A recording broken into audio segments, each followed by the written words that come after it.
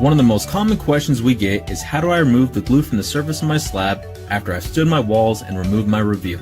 Well, the answer's simple. No, you don't need to sand it. No, you don't need to scrape it. You simply need to use GluDown's 517 adhesive cleaner. The 517 cleaner is ideal for cleaning up all aerosol adhesives from the surface of the slab.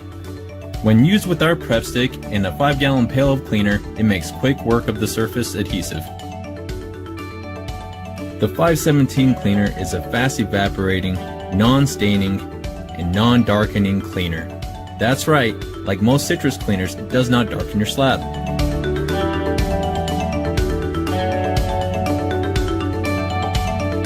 As you can see, after only a few seconds, the cleaner has evaporated and dried completely, leaving no surface residue left on the slab.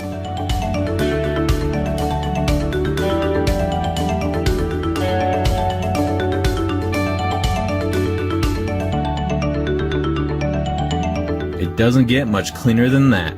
That's Texas muscle and California compliant.